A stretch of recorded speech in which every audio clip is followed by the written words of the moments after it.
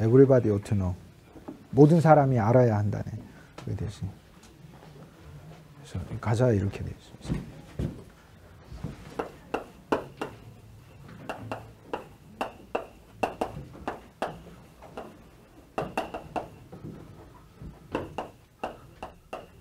모든 사람이 알아야 합니다. Who Jesus is. 곱하기 3. 예수님이 누구신지. 예수님 누구신지 모든 사람이 알아야 됩니다. He is the lily of the valley. 골짜기에 수선하여. 백합이요. And the bright and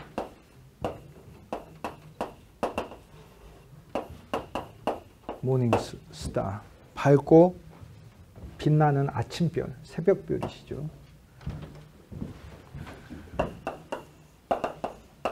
이게 제일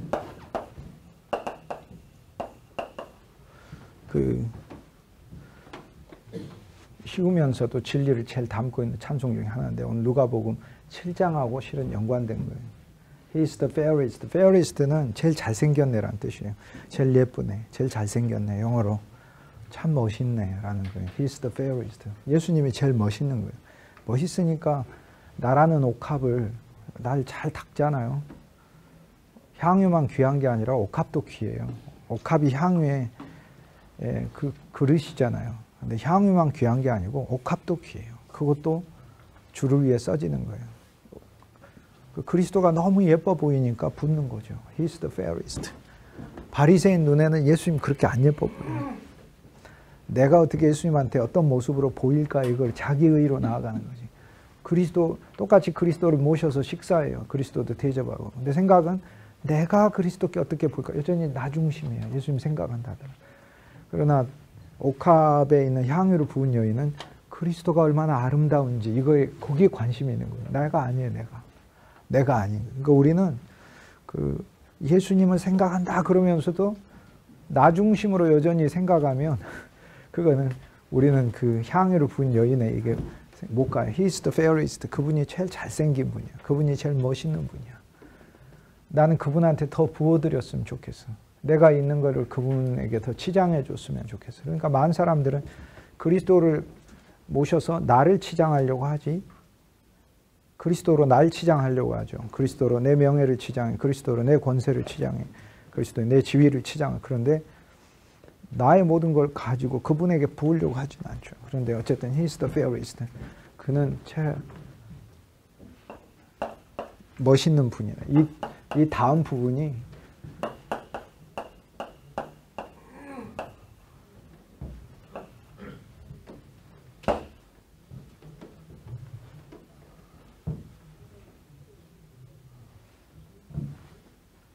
He is the fairest of the 10,000.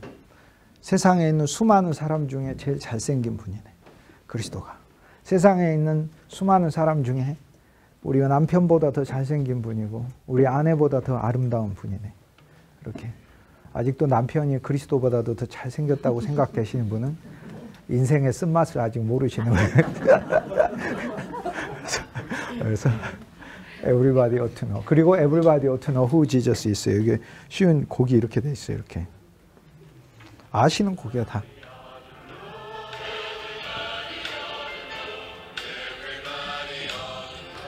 Everybody ought to know.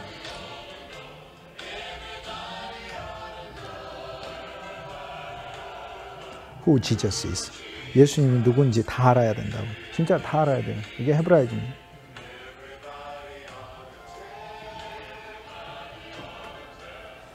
2절에 everybody ought to chat. 모든 사람 얘기해야 된다고. 예수님이 누군지 얘기해야 된다고. 예수님이 누군지 얘기해야 된다고. Who Jesus is. 예수님 누군지. 내가 누군가를 말하는 게 구역예배가 아니고 예수님이 누군가를 말하는 게 구역예배예요. He the lily of the valley. 골짜기에 수선한 수산나. The bright and morning star.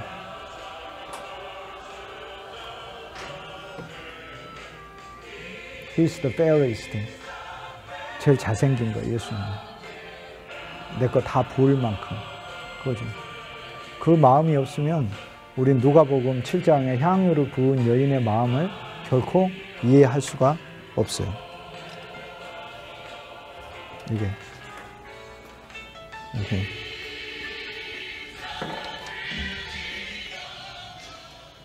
He's the lily of the valley. 골짜기 같은 내 인생에 그리스도가 있으면 백합이 핀 거죠.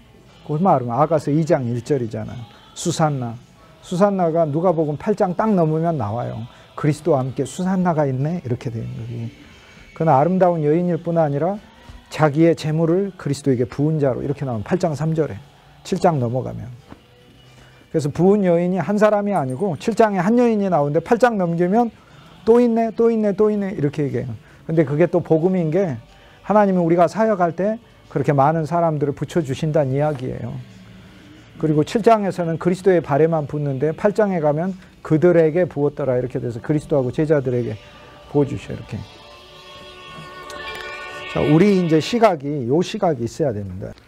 이렇게 사건이 예수님이 초대교회 헤브라이즘 눈을 제가 말씀드릴게요. 헤브라이즘 눈은 첫째 3인칭이죠. 하나님을 생각하는 겁니다. 히브리어 언어는 3인칭에 시작합니다. 두 번째 어떤 직이든 어떤 존재든 참 존재의 모형이요 그림자입니다.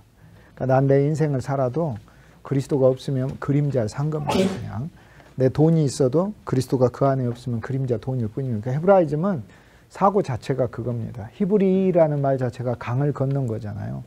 유브라데 강을 건넜어요. 유브라데 강 이전에 갈대아 우르에서 살았잖아요. 4,000년 전에 바벨론 왕국의 최고 도시잖아요.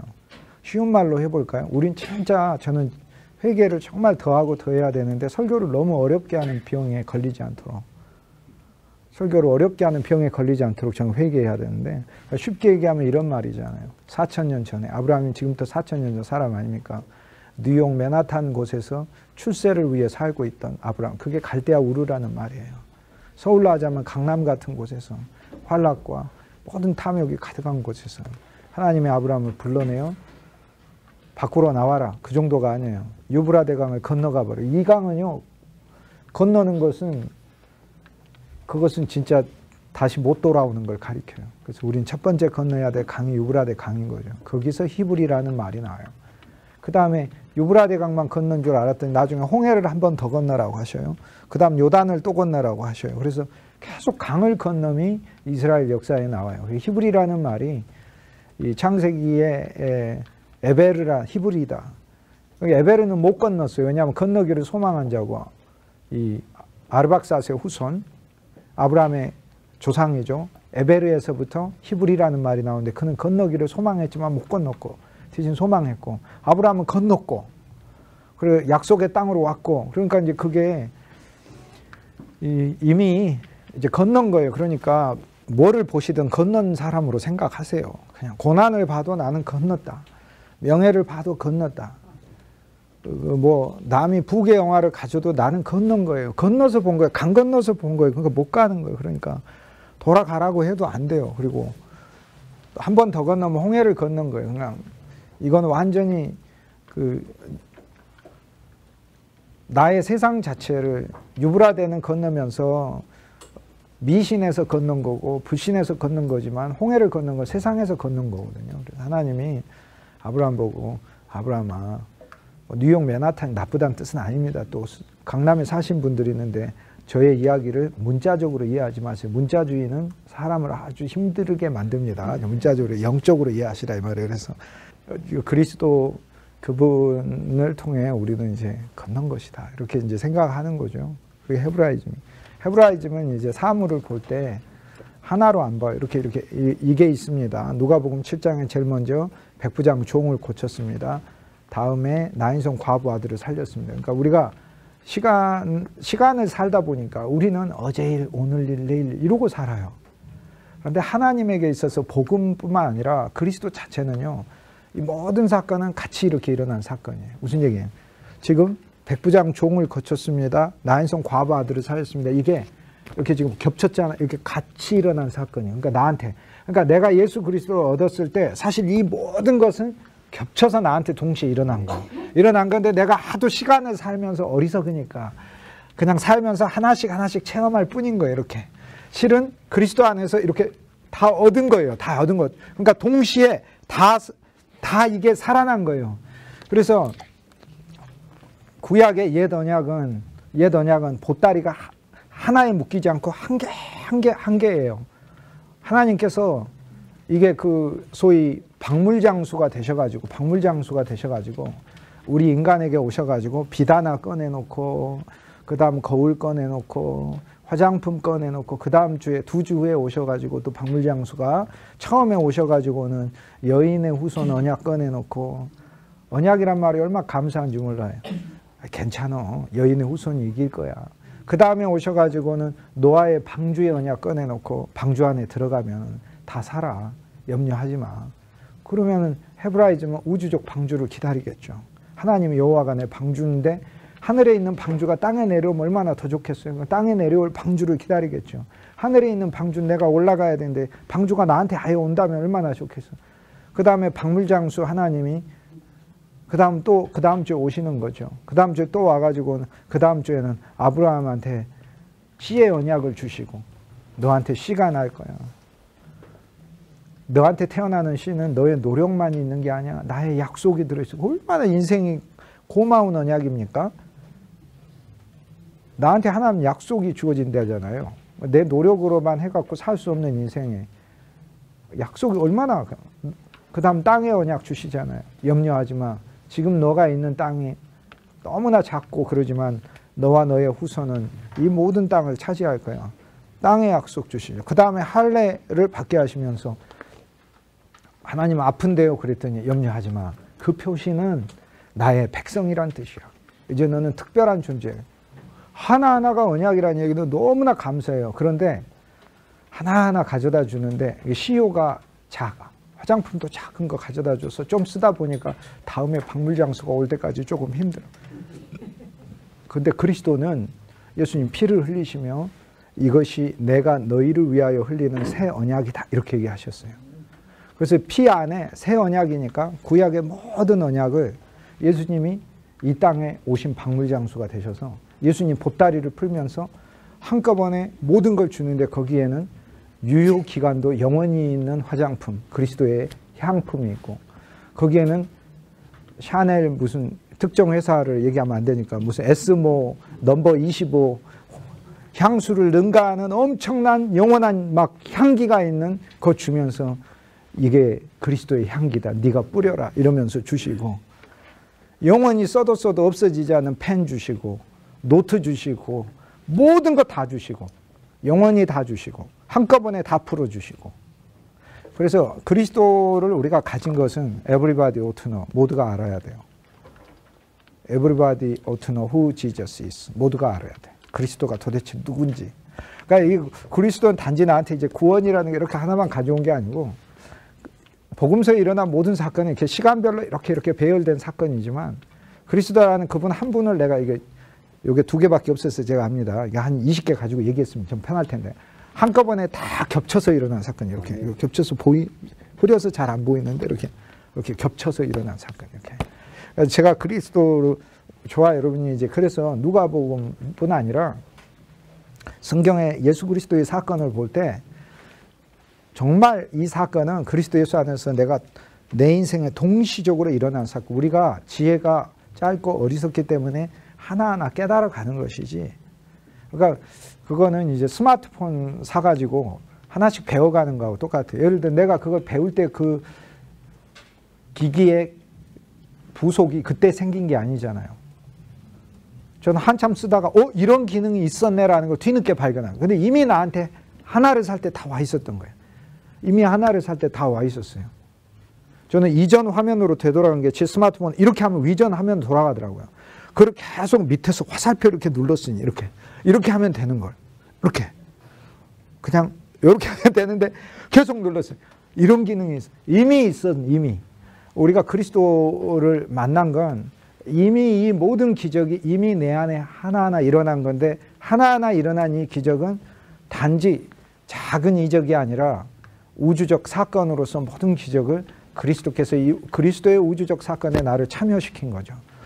그러면 백부장의 종이 살아났다라는 건 주님이 나를 백부장으로 만들기 원하시고, 여기 백부장이 반석 위에 집을 짓는 자이신 그리스도와 같은 자가 되어 자기 집을, 회당을 이전부터 지었죠. 말씀의 집을 지었죠. 이젠 긍휼로 집을 짓는 자가 되는 거죠. 긍휼로 집을 짓는 자가 되죠.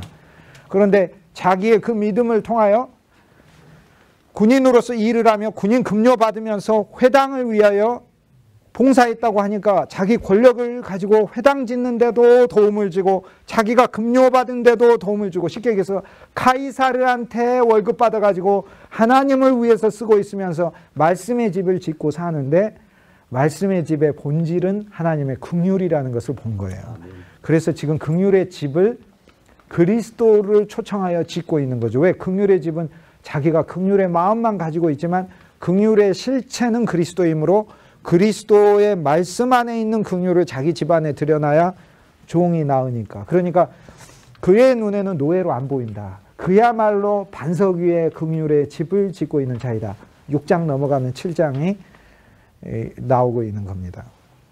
7장의 첫 번째 이적하고 7장의 마지막의 사건이, 7장이 이 백부장의 종을 치료하며 주님은 첫째 우리를 이방인으로서 우리 안에 병들어서 주를 섬기지 못하는 우리의 영을 치료한다는 걸 보여주고, 우리가 바로 참 백부장이신 그리스도, 그분의 병든 종으로서 아무 기능 못하는 자를 그리스도의 말씀이 우리에게 와서 우리를 사용하여 주시고 활용하여 주시는 그분으로 써주신다는 이야기가 들어있죠. 구약에 수많은 언약이 하나하나 있지만 예수 그리스도가 오셔서 이것이 내 새 언약이다 하면서 그리스도의 언약 안에 모든 걸 다 담아버리는 언약이니까, 예수님의 언약은 여인의 후손을 받은 언약이요, 아브라함의 자손이 되는 언약이요, 아브라함의 축복을 받은 언약이요, 우리가 영적인 할례로 그리스도에게 포함된 언약이요, 우리가 씨를 받은 언약이요, 우리가 땅을 받은 언약이요, 우리가 영원한 유월절의 언약을 가졌고 영원한 안식일의 언약, 영원한 제사장의 언약, 영원한 다윗 왕조의 언약, 구약 안에 있는 10개의 언약을 그리스도의 피 안에서 한꺼번에 우리가 세트로 풀로 받은 거죠. 예수님이 팩해가지고 받은 거죠. 새 언약이라는 게 나왔으니까 성찬하실 때 참조하시라고 제가 말씀드릴게요. 마태복음에는 너희 죄사함을 위하여 흘리는 내 피라 새 언약이라 이렇게 있어요. 그러니까 피는 잔이죠. 잔은 피고 피를 가리킨단 말입니다. 그런데 피는 새 언약이라고 했어요. 그러니까 잔을 마시는 게 피를 마시며 피를 마시는 게 새 언약을 마시는 거예요. 그러니까 결국 잔은 새 언약을 가리키는 거예요. 그분의 고난만 가리키는 게 아니고 새 언약을 가리킨다니까요. 잔은 새 언약의 피라 이렇게 얘기했으니까 피는 새 언약을 가리켜. 그러니까 잔을 먹으며 고난만 보시면 안 됩니다. 고난 속에 들어있는 그분의 새 언약을 보셔야 돼요. 그분이 채찍에 맞음으로 나는 뭐 하게 된 거야? 나는 더 아프게 되었다도가 아니라 그분이 채찍에 맞음으로 나는 나음을 입었다. 이걸 보는 거죠. 그래서 마태복음은 새 언약인데 너희의 죄사함을 위하여 흘리는 언약이다. 이렇게 얼마나 감사해요. 죄 자체의 문제, 죄라는 단어 안에 들어있는 모든 나의 불행, 모든 나의 저주, 모든 나의 어둠, 모든 나의 흑암, 나의 모든 부정적인 것을 그리스도의 피 한 방울이 다 몰아내는 언약을 내가 소유한 거예요. 그러니까 예수의 피가 내 안에 있으니 진짜 내 인생은 놀라운 그리스도의 그 비밀을 발견을 하기도 전에 이미 나는 그분의 영원한 보호 아래 있었구나. 이걸 알면 그동안 내가 왜 악심을 갖고 하나님을 대했는가, 내가 왜 불신을 갖고 대했는가, 이렇게 회개할 수밖에 없죠. 그런데 마가복음은 뭐라고 얘기하냐면 너희의 죄사함이 아니고요. 마가복음에 보면 14장에 이는 너희를 위하여 흘리는 피라 이렇게 돼 있어요. 죄사함이 아니에요. 이제 죄사함에서 한 차원 더 나가. 이 피는 나라는 존재 자체를 위해 흘린 피예요. 그러니까 마태는 우리 죄사함을 위해 흘린 피예요. 그러니까 우리에게 있는 가장 우리를 불행과 저주와 흑암과 사망으로 몰고 가는 죄 자체를 처리하시고 죄 자체를 이긴 피예요.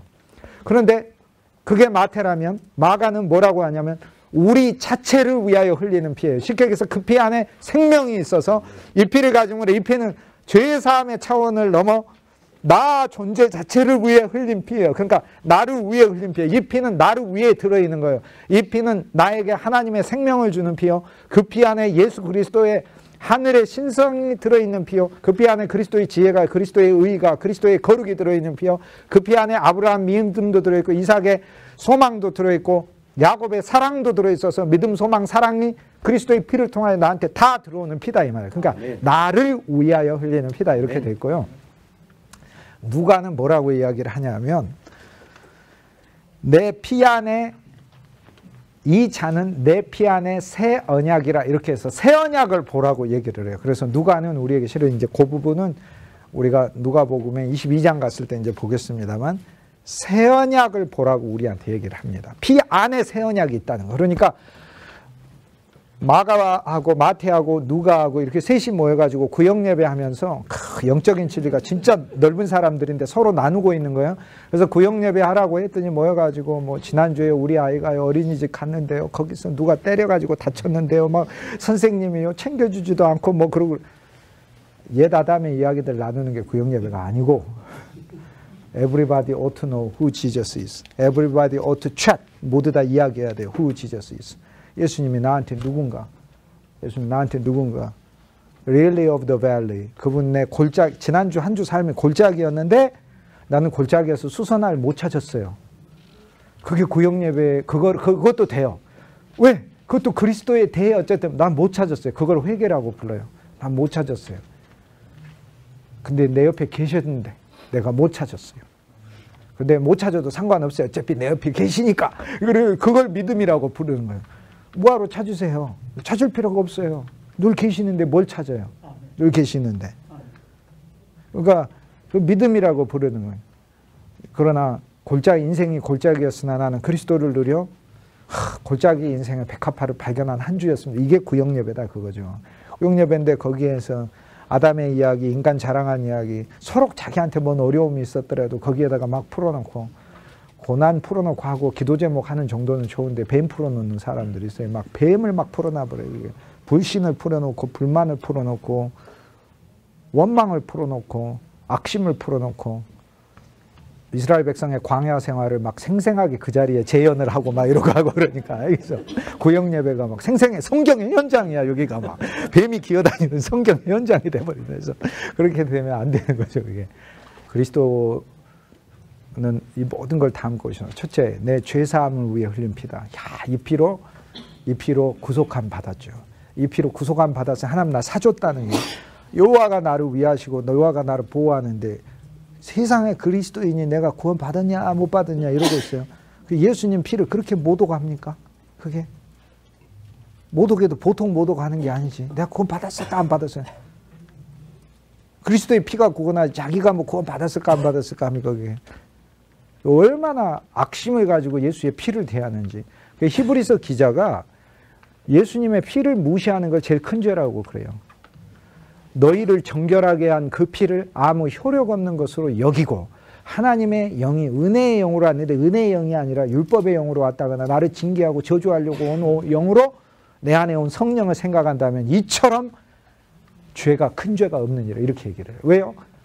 율법을 율법으로 받아들이는 건 당연한 거죠. 하나님이 나를 그 첫 언약을 통해 징계하려고 주신 언약에 첫 언약 속에서 하나님 은혜도 당연히 보지만 내 사망을 보잖아요. 그건 당연한 건데 그리스도는 징계하려고 나는 세상을 심판하러 온 자가 아니에요. 나는 세상을 구하러 왔다. 나는 의인을 부르러 온 자가 아니라 죄인 우주적 목욕탕이시라니까. 우주적 목욕탕은 진짜 그분의 능력의 손은 우주적 때밀이의 손이라서 아무리 몸에 때가 많아도 그분은 다 그냥 씻는다고요. 그리고 그분은 짭이 가지고 있으시기 때문에 사람이 필요해요. 와가지고 목욕탕에 와가지고 우주적 때밀이께서 죄악의 때를 씻겨주고 싶은데 나는 원래 깨끗해요. 아저씨 일하세요. 그게 그리스도를 무시하는 거다 그겁니다. 우리 안에 온 하나님의 영은 은혜를 주러 온 영인데 내가 악심을 갖고 대하는 거. 어쨌든 간에 다시 이제 누가복음으로 되돌아와서 어쨌든 지금 성찬에 대한 그 성찬의 잔이 무엇인지 제가 지금 설명드렸습니다.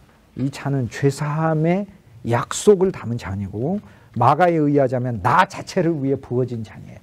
나 자체를 위해 예수의 피 안에 있는 능력을 주고 생명을 주고 예수의 피 안에 있는 하나님의 신성과 예수의 피 안에 있는 아름다운 인성과 예수의 피의 조상들인 아브라함과 이삭과 야곱의 믿음과 소망과 사랑을 나한테 주려고 그래서 나한테 부어진 피다 이렇게 얘기를 해요. 그러니까 스케일이 또 틀린 거예요. 셋이 구역예배에 앉아가지고 예수의 피밖에 없네 찬송 부르면서 우리 서로 간증해 보도록 하겠습니다. Everybody ought to know who Jesus is. Everybody ought to check. 모든 사람이 얘기해야 돼요. Who Jesus is. 예수님이 누군지 말해야 됩니다. 했더니 마태가 예수님의 피는 나의 모든 죄를 용서. 너무나 놀랍지 않아요. 내 인생에 영원한 저주와 영원한 절망과 영원한 흑암과 영원한 사망이 결코 없습니다. 그리스도의 피가 나한테 있기 때문에 내 믿음이 약하고 어쩌거나 난 상관없습니다. 나는 그 피를 이렇게 고백을 하니까 마가가 구역예배에서 그리스도의 피는 우리를 위해 부어진 피라는 걸 제가 형제님들 한 주간 누렸습니다. 그리스도는 나한테 부어진 피입니다. 나 자체를 위해 부어진 피입니다. 그러니까 하나는 죄를 향한 거라면 하나는 나를 위한 거라는 걸 아세요. 그 피 안에 예수님 생명이 있고 피 안에 예수님 생명이 있잖아요. 피 안에 예수님의 능력이 있고 나의 죄를 씻기는 예수의 피밖에 없네. 보혈의 능력, 죄에서 자유로 보혈의 능력, 보혈은 능력이니까. 그러니까 누가는 뭘 얘기를 해요? 그 피가 은혜입니다. 이래요. 새 언약, 은혜입니다. 그 피는 자체가 은혜입니다. 그러니까 잔을 보며 피를 보고 뭘 봐야 되는 겁니까? 은혜를 봐야 돼. 하나님 은혜. 얼마나 감사한지. 하나님 은혜. 야, 그분의 죽으심이 갚지 못할 게 없겠구나라는 걸 보았을 때 하나님이신 속성을 가진 분이 죽으셨는데 못 갚을 게면서 자, 다시 누가복음 7장으로 되돌아서 이 하나하나의 사건은 그리스도 안에서 그래서 우리는 참 백부장이신 그분의 종으로서 우리의 섬기는 영이 태어난 것이다. 이 사건을 통해 그리스도는 우리를 또 다시 읽게 하면서 우리가 짓는 집이 말씀의 집, 긍휼의 집이 돼야 된다고 얘기를 하는데 그 사람은 그리스도라는 백부장이라는 인생 자체가 세상에 환락으로 가득한 그릇이었다가 마블과 같잖아요. 알라바스터, 옥합이라는 거 알라바스터 아닙니까? 알라바스터.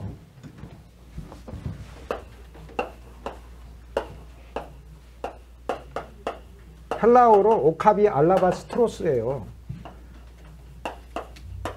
이걸 알라바스터라고 이집트에서 나는 아주 귀한 돌이에요.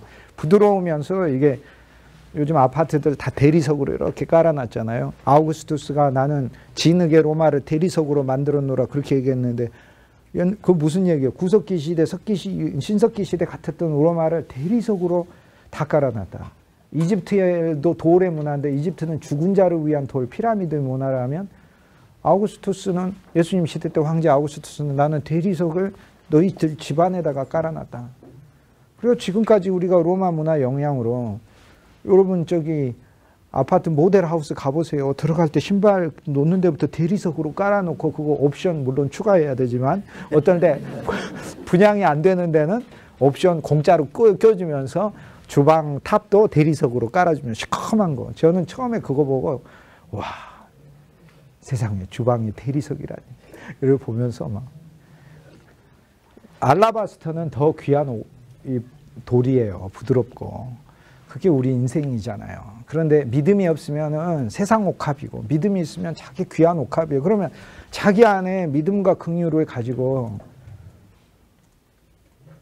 그냥 하나님을 믿습니다는 믿음만이 아니라 긍휼이라는 향이 들어간 거잖아요. 미우론 속에 향유는 엘라이온이라는 그러니까 성경에 올리브 기름이 있잖아요. 감람류 이렇게 감람류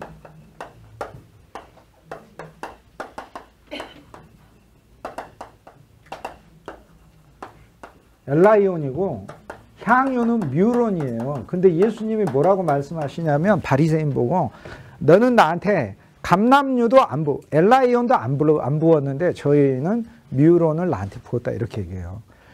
감람류는 순수한 하나님을 신뢰하는 하나님의 영을 말해요. 너는 나한테 하나님의 영으로도 안 나오는데 저희는 하나님의 영뿐만 아니라 그 안에 사랑의 영, 겸손의 영, 긍휼의 영 모든 좋은 향품이 들어있는 영으로 나한테 부었다 이렇게 얘기해요. 그래서 누가복음 이제 7장에 보면 백부장이 종을 고친 사건, 나인성 과부의 사건, 세례 요한의 이야기가 나오고 그 다음에 예수님께서 바리새인 시몬의 집에 가가지고 식사하시면서 옥합에 향유를 담은 여인이 옥합을 깨는 이야기가 나와요. 근데 그리스도의 발에 붙잖아요. 그래서 제가 지난 시간에 설명하며 첫째 그리스도의 발은 그리스도의 복음에 내 인생을 붓는 것이다. 나라는 옥합을 그리스도의 복음에 가져오고 내 안에 내가 쌓아둔 지금까지 예수 믿는 믿음, 내가 예수님을 알고 내 안에 생긴 사랑, 나의 소망 이것을 그리스도의 발을 위에 붓는 그분의 발이 달리도록 복음이 달리도록 내 안에 있는 모든 나의 영을 붓는 것이다. 우리는 과연 우리 안에 있는 믿음과 소망과 사랑의 영을 무엇에 붓는가? 그리스도의 발, 복음에 부어야죠. 그 다음에 그리스도의 발이 무엇인가를 우리는 한 번 더 봐야 됩니다. 그리스도 그분의 인격이죠. 이 땅에 내려온 거죠. 발은, 머리는 하나님의 보좌요. 발은 이 땅에 있는 땅의 발등상 위에 놓여진 이 땅에 오신 그리스도예요. 그러니까 얼마나 그분이 낮아지고 얼마나 그분이 우리와 함께 있는가를 우리는 보고 바로 그 그리스도의 삶에 나의 믿음과 나의 초점이 가야 됨을 보여주고 있는 거죠. 그럼 여기서 하나 또 이제 또 다시 읽어 보십시다. 바울이 뭐라고 얘기하냐면 이렇게 얘기를 합니다. 그리스도는 머리요, 우리는 그분의 몸 안에 있는 지체이니, 자체이니 손이 발더러 내가 너가 필요 없다고, 발이 손도로 내가 너가 필요 없다 하면 그 몸이 어찌 서겠느냐 그래요. 자, 그리스도가 이렇게 있다면 발이란 가장 낮고 가장 험하고 가장 힘든 일을 하는 어떤 존재를 가리켜요. 그 존재에 그리스도의 믿음과 소망과 사랑의 영이 부어지는 것을 가리킵니다. 그래서 그리스도 그분이, 우리는 그 인격이 너무 좋아. He's the fairest. 세상에 있는 모든 사람과 비교할 수 없을 만큼 내 안에 계신 예수 그리스도는 너무 아름답고 좋아요. 그래서 나라는 인생을 보여야 되고, 이제 우리가 조금 눈이 더 그리스도 안에서 열리게 되면 그리스도의 몸을 보면서, 그리스도의 몸을 본다니까, 어떤 사람은 그리스도의 손이, 어떤 사람은 그리스도의 입이, 어떤 사람은 그리스도의 귀요, 어떤 사람은 그리스도의 발이에요. 그런데 가장 낮게 천하게 여겨지는 자를 위해 내 향유가 부어져야 된다는 거죠, 이게. 그런데 그렇게 부은 사람이 누가복음 7장에 네 번째 사건에 옥합을 깨서 그리스도의 발에 향유를 부었는데, 이 7장 바로 열면서 자기가 옥합이에요. 출세하고 성공하고 백부장으로서, 백인 대장으로서 굉장한 직위와 명예를 가진 사람이에요. 하나님을 신뢰하고 말씀의 집을 지은 사람이에요. 그런데 그 안에 긍휼까지 담고 있는데, 그리스도를 만나 대화하는 자기의 모든 영향력을 다 동원하여 주님을 만나 이 자기의 일생의 소원을 구할 수 있는 그 기회를 자기 노예를 고쳐달라고 사용하여 노예에게 자기의 믿음과 자기의 사랑의 영을 붓는 사람, 그리스도의 발에 부었죠. 이게 보이십니까? 이게 두 개가 그리스도의 발에 부었습니다. 그래서 우리는 단순히 가난한 사람을 돕는 걸로 생각하면 안 됩니다. 누구에게 붓든지 그 속에 그리스도를 보는 것이 그리스도의 발에 붓는 것이죠. 자, 이제 주님께서, 그분 당신에 대해서도 하는 것도 자세히 보신다고 했죠. 먼저 눈물로 씻고 복음에 대하여 눈물로 받아들이고, 그 다음 우는 자들과 함께 울고 웃는 자들과 함께 웃고, 낮은 자들과, 그 다음에 나의 머리카락으로 그들의 물기를 닦아주고 그들의 눈물을 닦아줘야 되는 거죠. 나의 머리카락은 뭐예요? 내가 자랑하는 거, 나의 아름다움, 나의 명예, 나의 권세, 나의 부조, 이게 머리카락이죠. 머리가 정말 길어서 아름다운 사람이 구약에 있었잖아요. 압살롬, 머리가 너무 길었더라. 다닐 때 막 머리가 이러고 다녔으면 얼마나 멋있었겠어요. 그런데 압살롬이 정말 너무 아름다운 아들이죠. 근데 압살롬이 어떻게 죽습니까? 길르앗에 가면은 상수리가 큰 나무가 아니고 작은 나무예요. 거기 상수리에 그 긴 머리가 막 도망가다가 걸려가지고 망아진 가버리고 머리가 꼬여가지고 대롱대롱 매달려 있잖아요. 성경이 그걸 뭘 가르치겠어요? 너가 자랑하는 것으로 너는 넘어지리라, 이렇게 얘기를 하는 거예요. 그래서 진짜 자랑할 때 조심해야 되고, 자랑할 때 그리스도를 적용해야 돼요. 안 그러면 저는 뭐 건강합니다, 일주일에 막 3일씩 합니다 하면서 막 허 이렇게 하다가 다음 주에 주님의 부르심을 받는 얘기가 성경에 나오잖아요. 막 너 쌓아둬서 큰일이야, 막 창고 걱정하고 있어. 창고가 너무 좁아서. 얘기하잖아요, 주님이. 오늘 내가 너의 목숨을 찾을 것이. 그러니까 그게 아니라 우리 건강을 자랑하더라도 하나님이, 내가 운동하기는 하지만 그래도 하나님이 나한테 진짜 은혜를 베풀어 주셔서 내가 건강한 것 같다, 이렇게 하지. 자기는 뭐 아침마다 냉수 마차라고 뭐. 어쨌든 그래서 머리카락으로 닦고 입 맞추고 겸손한 거죠. 복음과 내 언어를 맞추고 또 그리스도의 발된 지체와 내 말을 맞추고 내가 교만하여져서 내가 마치 많이 가진 사람으로 시혜를 베푸는 듯이 그리스도의 형제를 대하면 안 되고 그렇게 대하면 안 되고 그들과 입맞추면 사랑 안에서 성경에 입맞추는 그들과 사랑 안에서 그리스도의 사랑으로 하라는 얘기죠.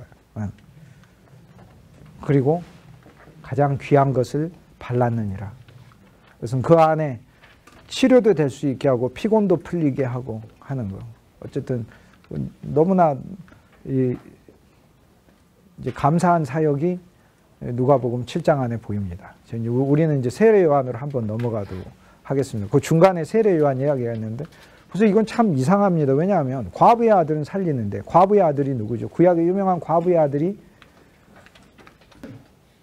히람이 있다고 했잖아요. 구약의 유명한 과부의 아들이 있어요. 성전 누가 지었냐? 과부의 아들이 지었어요. 히람이에요. 그 단어는 그냥 열왕기상 7장에 딱 나오고 역대하 2장에 그냥 딱 등장합니다. 히람이 지었다 이렇게 등장해요. 그런데 그 이야기 자체가 역대상 2장하고 열왕기상 7장하고 나오는 그 문구는 한 문구인데 그 문구 한 문구가 인생을 다 말해줘요. 그의 열왕기사 7장에서는 히람의 어머니가 납달리 지파다 이렇게 이야기하고 역대기에 있어서는 단지파 사람이다 이렇게 얘기해요. 그 뭐 두 개 기록이 뭐 역대기 기록하고 신명기 역사가 역대기 역사가 기록이 틀려. 그게 아니라 그 히람의 어머니의 인생이 어떠한 고난의 삶이었는가를 보여주는 이야기예요. 단지파라고도 해야 하고 납달리 지파라고도 말해야 할 만큼 그 여인의 삶이 그랬는데 결국에 남편은 도로 사람을 만나서 이방인을 만나 혼인해야 했어요. 그런데 남편도 일찍 죽어버렸어요. 그래서 과부가 돼버린 거예요. 그래서 이방인 남편과의 사이에서 낳은 히람이 두로의 아들이며 이스라엘의 아들인 거예요. 그러면서 단의 아들이고 납달리의 아들이에요. 단의 아들로서 한 면에서는 하나님이 주신 기업을 배반하고 저 북쪽으로 도망가 버려서 여러분 성지순례 갈 때 갈릴리 위쪽을 거기를 단셈이라고 부르는 거예요. 가이사랴 빌립보하고 단지역이라고 부르는 거예요. 원래 단지역은 그 지역이 아니에요. 아래 지역인데 도망가 버려서 하나님의 경륜에서 어긋난 게 단이에요. 그런데 묘하게 구약에 성막도 단지파 사람 오홀리압이 짓고 성전도 단지파의 과부의 아들인 히람이 짓습니다. 그러니까 이게 얼마나 하나님 앞에 감사한지 몰라요. 여러분 시편에 고라 자손의 시가 감사하지. 그러면 처음부터 끝까지 하나님을 배반한 적도 없고 나는 일생 동안 일을 취하지 사익을 추구자 하지 아니요 나는 일생 동안 하나님을 저버리는 신앙에서 단 하루도 한 시간도 벗어난 적이 없습니다. 이런 사람이 찬양단 디렉터다 그러면 별로 은혜스러운 게 아닌 것 같아요. 고라 자손이 멸망받아 마땅해야 한 고라 자손은 하나님을 회복하고 다시 살려서 그래서 헤브라이즘은 하나님의 살리심을 믿는 거죠. 하나님 그게 헤브라이즘이죠. 하나님의 살리심을 믿어 그 자손이 원망과 불평을 입안에서 가득 토해내어 불뱀이 가득하게 했던 고라 자손이 오늘 우리가 부르는 모든 찬송시의 책임자가 되고 그의 입에서 아름다운 찬송시가 나오게 한 것 자체가 복음이라는 한 것 자체가 복음 아닙니까? 놀라운 얘기 아닙니까? 그러니까 단지파 사람의 여인에게서 나온 아들이 하나님의 성전을 지었다라는 얘기처럼 이스라엘에게 복음이 없는 거죠. 유다 지파가 아니고 단지파. 그러니까 우리는 한 면에 납달리 지파요, 한 면에 단지파예요. 한 면에 단지파로서 우리 기업을 버려버리고 이스라엘 모든 지파들 중에 야곱의 예언이 들어있어요. 말 탄 자의 발을 물 정도로 말 타고 가야 하는 이스라엘의 운명과 장차 나타날 메시아에 대하여 악심과 불신으로 대하는 숨은 그릇된 속성이 들어있는 자예요. 그럼에도 불구하고 주님에 의해서 처리되면 뱀처럼 지혜롭게 사역할 수 있는 사람이 되는 거예요. 그러니까 뱀이 그리스도 바깥에서는 그냥 뱀이고 뱀이 돼버리면 안 되고 뱀처럼 지혜로운 자가 돼요. 그 지혜도 그리스도를 위해 쓰는 그런 좋은 단이 되는 거죠. 납달리 지파는 포로기에 다 끌려간 지파지만 그러나 주님이 다시 그 지파에 회복, 왜 예수님은 갈릴리에서 제일 먼저 시작한, 예루살렘도 아니고 남부 유다 사막도 아니고, 예수님은 왜 갈릴리에서, 왜 갈릴리겠뇨? 갈릴리가 이스라엘에서 제일 먼저 파괴된 곳이 갈릴리잖아요. 아시리아 군대가 제일 먼저 쳐들어와가지고, 바벨론 군대도 제일 먼저 쳐들어올 때 갈릴리, 아시리아 군대도 제일 먼저 쳐들어와서 부술 때 갈릴리, 납달리 지파 아닙니까? 제일 먼저 포로로 끌려간 지파 납달리 지파. 그러니 예수님께서 오셨을 때 가장 먼저 운 자들에게 가서, 우는 자는 복이 있는 거죠. 그들에게 복음을 줘. 그러니까 갈릴리죠. 갈릴리에 소망이 온 거죠. 갈릴리는 버려진 도시, 이방의 도시. 근데 그리스도가 갈릴리에 간 거죠. 그러니까 갈릴리는 한마디로 우리 인생입니다. 우리 인생, 그런 인생.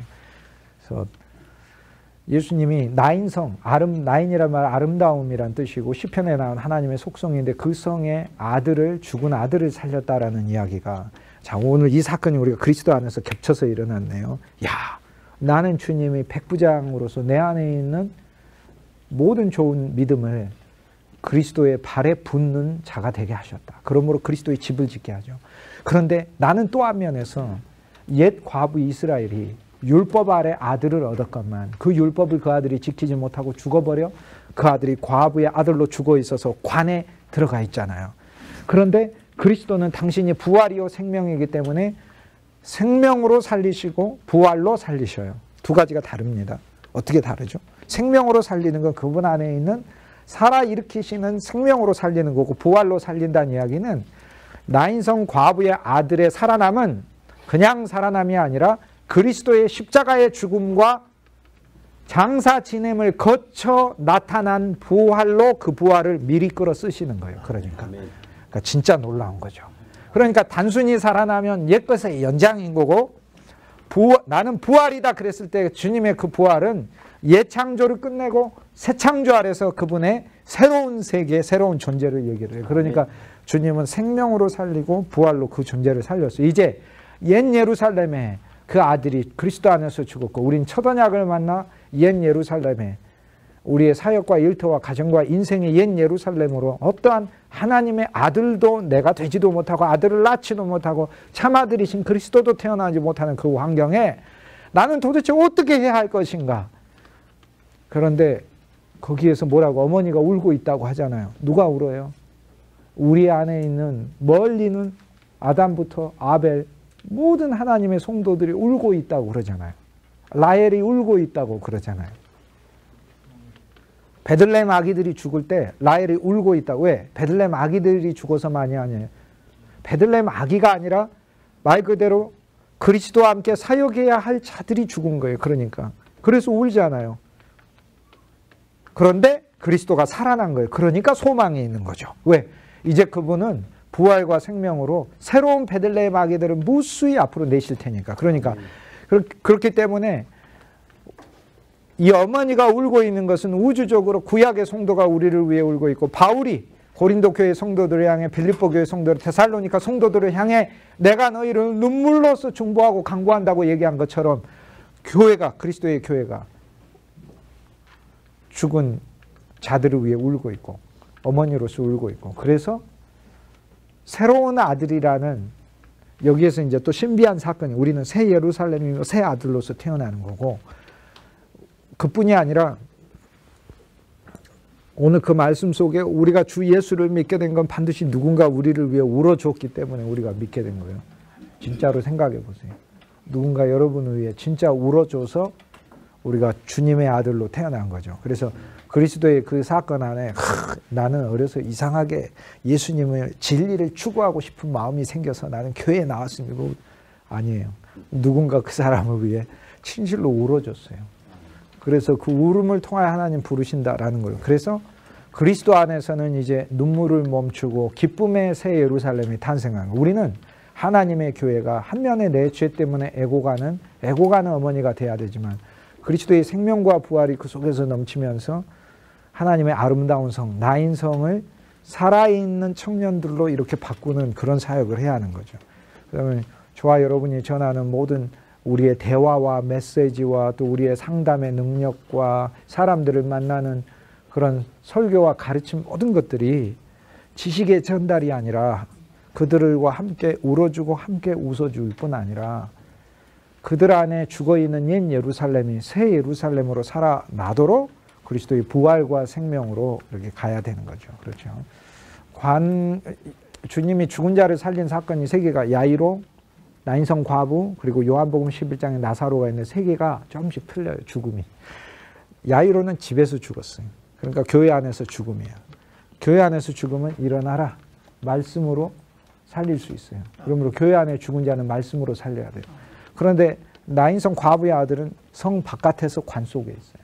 이것은 교회 바깥에서의 죽음이에요. 그래서 이 죽음은 그냥 일어나라 말씀으로 안 돼요. 그리스도께서 그 관에 손을 대시고 함께 우는 자들이 있어야 되는 거예요. 함께 우는 자들이. 그리고 그리스도께서 긍휼히 보셔서 진짜 통분히 여기시고 아파하시는 마음으로 주님이 와주셔야 치료가 돼요. 우리는 그러한 죽음에 처한 사람들을 가끔 만나요. 그렇게 그리스도께 구해야 돼요. 할 수 없어요. 그러나 그리스도는 진짜 역사해요. 그럴 때. 그리고 세 번째 요한복음 11장에 있는 것은 동굴에서 이미 죽었어요. 굴에서 무덤에서 죽어 있어요.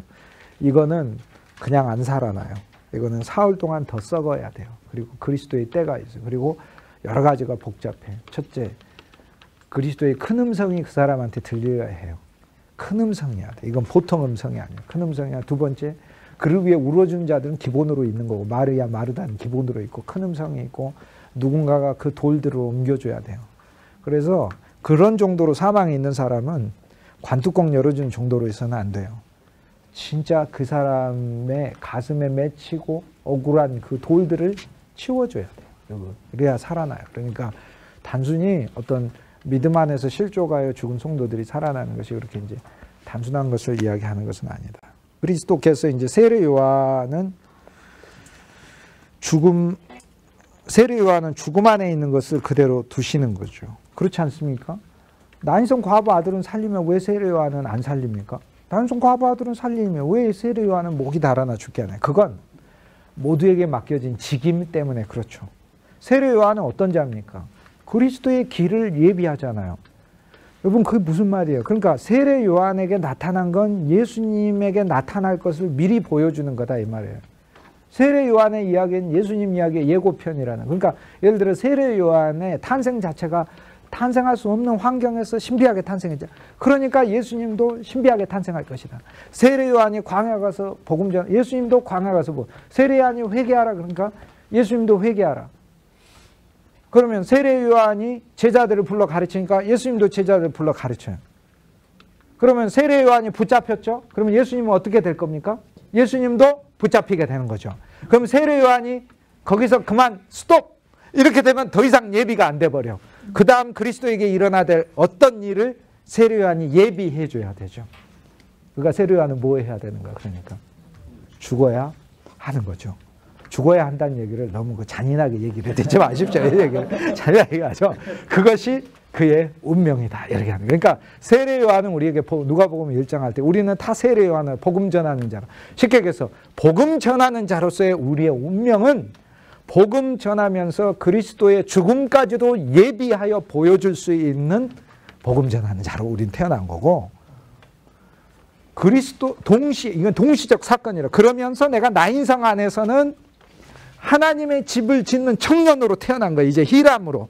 그러니까 나 안에 있는 모든 히람은 놋을 잘 다루는 사람이다 이렇게 하거든요. 왜? 성전에 있는 많은 기물들이 놋은 뭡니까? 재련 과정이 금은과는 다르잖아요. 순수한 만을 얻는 게 아니라 이것은 무수한 두드림을 통하여 그 다음 녹이는 것뿐 아니라 두드림을 통하여 그리고 쓰임새 자체가 금하고는 다르잖아요.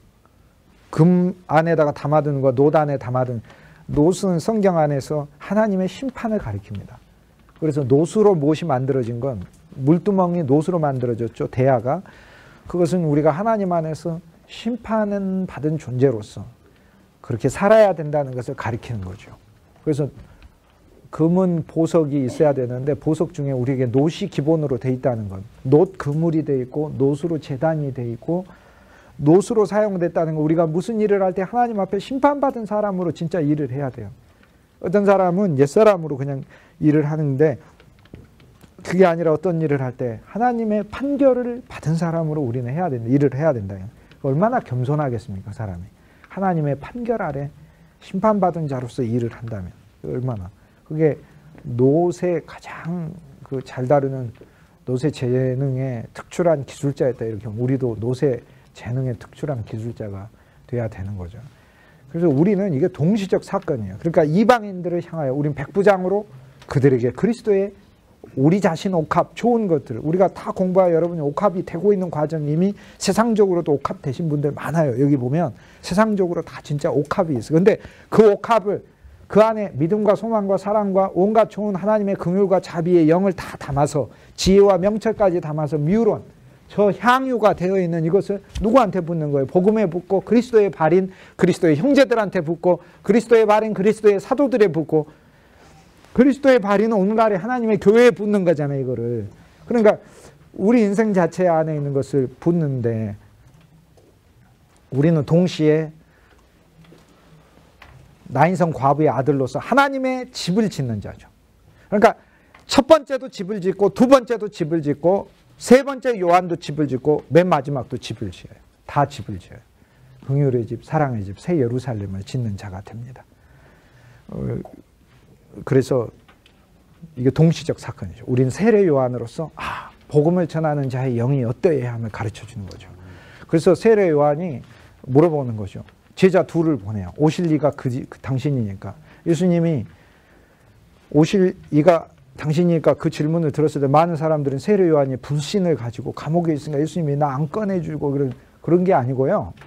오실 리가 진짜 그리스도면 나는 이제 죽음을 준비해야 되기 때문에 감옥에 갇혀서 지금 밖에를 못 보잖아요. 왜냐하면 율법이기 때문에 나타나는 현장을 계명을 알고 계명에 본인이 충실하지 아직 모르잖아요. 그러니까 그리스도께 물은 거예요. 불신이 아니고. 그래서 예수님께서 얘기해줘요. 맹인이 보고 눈먼 자가 보고 하나님의 사랑을 못 본 자가 맹인입니다. 장님이 딴 사람이 장님이 아니고 그래서 육신적인 치유만 막 강조하는 사람이 있는데요. 그건 복음을 싸구려로 만드는 사람입니다. 거기 속아 넘어가면 안 됩니다. 어떤 사람들 치유 집회 한다고 하면서 육신적인 질병만 막 고치려고 하는데 그리스도 육신은요 고쳐도 그냥 하나님 부르시면 다 어차피 가요. 다 이렇게 저도 아무리 그냥 가요. 이렇게 이미 소망이 없지만 이제 다 됐지만 이제 그냥 우리 내적인 속사람은 날로 새롭다. 속사람의 병이 치료되는 집회를 해야지. 그래서 상담도 그 중에 한 과정입니다. 그러나 그 상담 공부하면서 온갖 좋은 향유를 다 요소를 담아가지고 그리스도의 발에다가 안 붓고 자기 치장하는데 이런 거 바르고 다니고 냄새 좋지? 맡아봐. 그러고 너 나서 이렇게 하는 건 아니다. 그 말이에요. 그게. 예. 요한은 오실 그이가 당신이, 그럼 오실 그이가 당신이면 나는 당연히 죽음을 예비해야 되니까. 그래서 물은 거예요. 그래서 예수님이 답해 주신 거예요. 오실 그이의 일들을 요한이 갇혀서 못 보니까 요한한테 얘기한 거예요. 죽은 자 보세요. 맹인이 눈을 뜨고 하나하나거든요. 그 다음에 죽은 자가 살아나고 벙어리가 입을 열고 그리고 앉은뱅이가 일어서고 우는 자가 위로를 받고 가난한 자에게 복음이 선포된다. 딱 얘기를 주님이 하시잖아. 하니까 이제 그분이 사역을 하시네. 이 다음 단계를 이제 내가 준비를 해야 되는 거죠. 다음 단계. 이제 주를 위해 죽음을 보여주고 그분이. 그 다음에 이제 그분은 계속 오실 자니까 그리스도도 죽음이니까 요한의 무덤에 가시죠. 그 다음에 요한이 음부에 갇혀 있으니까 그리스도도 음부까지 내려가시죠. 그래서 요한의 질문은 더 깊게 들어가면 다시 읽을게요. 당신이 음부에 오실 자입니까? 라고 물은 거죠. 믿음의 고백이에요. 우리는 그렇게 묻고 그리스도의 답을 들은 거죠. 그래서 요한은 그리스도가 음부에 오실 자라는 이야기를 거기서 답을 찾아요. 죽은 자가 살아나며 에서. 그러니까 자기가 죽어야 되는 게 그리스도의 길을 예비하는 거잖아요. 그런데 아직 부활에 대한 얘기는 예수님이 입으로 하기 전이기 때문에 지금 요한에게 처음 주님이 밝혀주고 있는 겁니다. 그러면서 요한이 가 있는 그 음부에서도 그리스도가 오셔서 거기 오실 자이십니까? 음부에 오실 자. 지금 요한과 그리스도의 대답은 보통 수준의 답이 아닙니다. 여기서 하나 더 들어가면 요한은 율법을 가리킵니다. 율법은 제자들을 그리스도에게 보내야 됨을 가르쳐줍니다. 그래서 바울이 갈라디아서에서 율법은 그리스도께 인도하는 초등교사가 됨이라. 그래서 예수님에게 제자들을 보내서 물으라고 한 거예요. 그 요한의 의무가 그거기 때문에 그렇지 불신이 있어서 그런 게 아니라. 그래서 요한은 제자들을 보내. 요한의 일은 뭐예요? 무조건 예수를 만나, 예수를 친구로 삼고, 예수를 이웃으로 삼고, 예수를 구주로 삼고, 그 다음 예수의 신부가 되라고 얘기를 하는 거예요. 그러니까 예수님이 신부가 되려면 처음에는 뭐 해야 돼요? 예수님하고 같이 아유 안녕하세요. 저는 어느 직장에서 일하는 누구예요. 그 이름 얘기하고 그 정도 했다가 그러면 신랑 되신 예수님이 우리를 너무 좋아하니까 혹시 시간 되시면 다음 주에 아유 제가요 요즘 일이 너무 바빠서요. 다음에 또 뵙도록 할게요. 이렇게 해가지고 그래서 구주를 만나게 하려고 이렇게 와서 한 겁니다. 설교는 뭡니까? 그리스도를 알리는 게 설교죠. 예수님 가졌다는 게 모든 언약 다 가진 거잖아요. 축복의 언약 가졌죠. 할례의 언약, 하나님 내 백성 된 언약 가졌죠. 새 율법도 가졌죠. 새 율법은 옛 율법보다 더 나은 거잖아요. 그리고 옛 언약은 제한적이지만 새 언약은 옛 언약은 아브라함의 육신의 후손만 대상으로 했지만 새 언약은 믿는 모든 자들을 대상으로 하잖아요. 옛 언약은 이스라엘의 성전만 짓는 거지만 새 언약은 보이지 않는 사람의 손으로 만들지 않은 영원한 성전을 짓는 거잖아요. 자, 세례 요한으로 가겠습니다. 세례 요한의 역할은 철저히 그리스도의 길을 예비하기 때문에 그러므로 세례 요한은 죽음의 길로 가야 하고 나인성 과부의 아들은 살아나야 하는 겁니다. 근데 이것이 아까 제가 얘기했듯 그리스도 안에서 동시적 사건입니다. 세례 요한은 여인의 후손으로 낳은 아들이죠. 여인의 후손에서 나왔다는 것이 실격에서 우리도 여인의 후손으로서 이 땅에 사는 동안 그것은 우리 어머니 아들이라는 말만을 얘기한 게 아니라 교회라는 존재의 후손으로 사는 우리의 운명은 복음을 위한 것일 때 가장 아름다운 것이다 라고 주님이 말을 하고 있는 거예요. 그럼 결국에 우린 요한으로서 전부 다 우리 목숨을 마침내 그리스도를 위해 우리의 혼과 우리 가진 것을 그리스도께 드려서 내놓는 생명이 되는 것이죠. 그러니까 결국에 요한의 얘기를 볼까요? 요한이야말로 진짜 귀한 옥합 자체입니다. 요한은요, 사가랴라는 명문 제사장 가문의 아들이고요. 사가랴라는 제사장이 24,000명 중에서 특별 제비뽑기로 뽑혀가지고 하나님의 특별한 섭리와 기적을 맛보고 그 가운데서 요한이 잉태되었고요.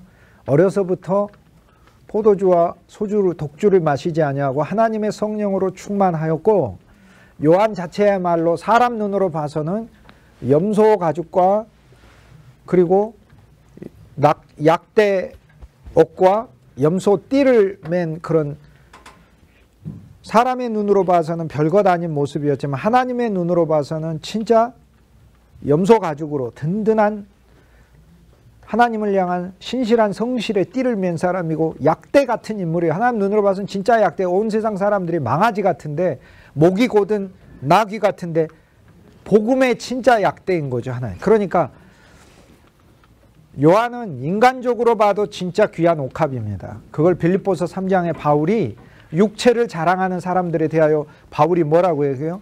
육체를 하도 자랑하고 육체를 추구하고 그리스도인이 사니까 나도 육체로 자랑할 게 많다. 나도 잘난 게 많다. 그렇게 얘기하잖아요. 나도 이스라엘 사람 중에 이스라엘에서 히브리인 중에 히브리인이요. 난지 8일 만에 할례. 난지 8일 만에 할례는 100명에 5명도 안 받아요. 이스라엘 백성은 그렇게 불순종하는 백성. 실은 온 세계에서 잘 순종하는 게 아니라 불순종한 백성이 있다는 것에 대하여 우리는 진짜 주님께 찬송할 수 있어요. 그러면 왜냐? 우리는 사실 좀 잘 믿을 수 있거든요. 그러니까 못 믿는다고 생각하지 말고 우리 모두 난 진짜 주님을 잘 믿을 수 있다는 믿음을 진짜 갖는 게 이게 중요해요. 나는 안 돼 이렇게 생각하지 말고 난 진짜 주님을 잘 믿을 수 있다라는 믿음을 다 가져야 돼요. 그래서 근데 그 이스라엘 백성들 중에 바울은 5명만 낳은 지 8일 만에 5명도 안 돼요. 낳은 지 8일 만에 할례 받는 그 율법적이고 철저히 이스라엘 관습에 뛰어난 가말리엘 문화에서 공부했죠. 세계적인 학문과 지식. 그래서 육체를 자랑할 게 너무 많단 말이에요. 육체를 자랑할 게. 옥합이죠. 그리스도를 위해 자기를 붓잖아요. 자기 배운 지식도 붓죠. 거기에 그리스도를 넣어서 붓잖아요. 그 율법이 다인 줄 알았는데 율법의 본질이 그리스도라는 걸 깨닫잖아요. 그래서 그리스도를 얻어 향유로 만들어 옥합에 향유를 담아 향유를 그리스도의 발에 붓잖아요. 가는 곳마다 사람을 봤을 때 루디아를 보고 이 빌립보에서 또는 칭칭뱀 피톤에 감겨있는 그 사람을 봐도 그리스도의 몸으로 보잖아요. 주의 발로 보잖아요. 저를 통해 또 그리스도의 복음이 또 달리겠구나. 저를 통해 그리스도의 복음이 자기 안에 있는 걸 붙죠. 요한이야말로 진짜 귀한 옥합입니다. 옥합이며 낳을 때부터 그 안에는 하나님의 성령이 충만하고 하나님의 말씀이 충만한 향유가 가득한 인물입니다. 그는 그 자신을 옥합인 그 자신과 자신 안에 있는 하나님의 믿음과 충만한 복음의 영을 그리스도를 위하여 부은 거죠. 감옥에서. 그래서 이 사건은 계속 일어납니다. 사람마다. 다 일어납니다. 다 일어납니다. 그리스도조차도 죄인인 우리를 위하여 그분이 부은 거죠.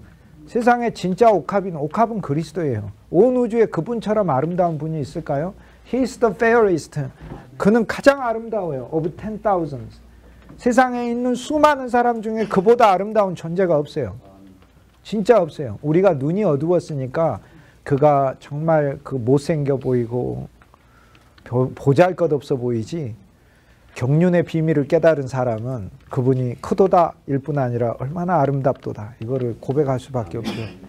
요한이야말로 그 그리스도에게 부은 자다. 그래서 오늘 이 요한의 이야기는 이제 우리가 그리스도 예수를 누가복음 7장에 와서 동시적 사건이죠. 누릴 때 우리가 지금까지 배운 이 율법의 신앙이 누구를 지향하고 누구를 만나야 하는가를 가르쳐 주는 거예요.